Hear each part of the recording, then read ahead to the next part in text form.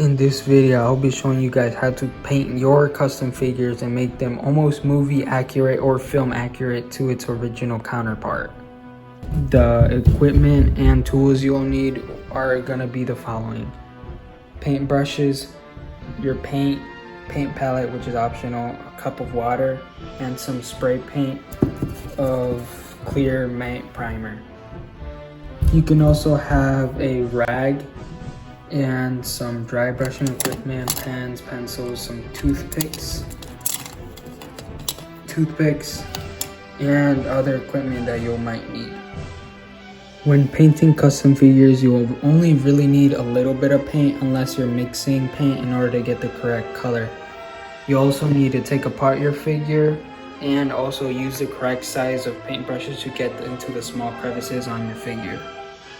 Once you've fully taken apart your custom figure, you want to keep all the parts together so you know where they go.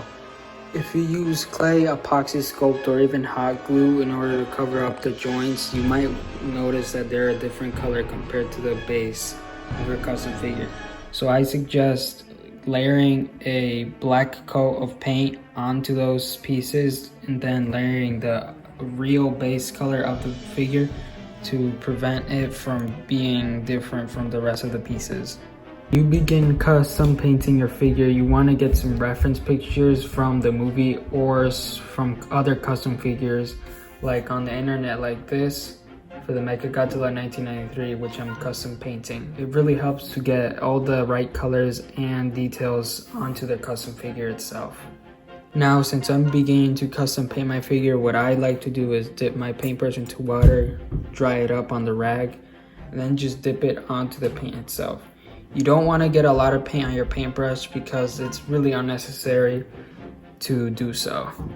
When painting small pieces like the lower jaw on my custom Mechagodzilla 1993, you really want to be really careful to not get the paint on other pieces, like example as the teeth. So just be careful when custom painting small itty bitty parts. As you can see, I finished painting the lower jaw of my custom figure, but you also might have noticed that the paint is still wet. You can use a hair dryer or a heat gun in order to speed up the process, but I suggest waiting. So another thing I wanted to say, when custom painting your figure, you can also give it your own little details onto the figure. As an example, I give it some scratches, which was obviously caused by Godzilla, and basically just do whatever you want to it. I mean, you don't obviously have to copy it from how it looks like in the movie. You can also just custom paint it however you want. Also, I did add some dry brushing, but I will make a separate video about it on how to give it all those dry brushing and little tiny details. When switching to a different color, make sure you just wet your paintbrush, dry it, and then you'll be ready to switch colors. And so yeah, that's pretty much it when painting your custom figure. Very clear and very simple, so the rest you can pretty much do all by yourself. It was just pretty much a little tips and tricks on how to paint your custom figure. So I'll see you on the next video.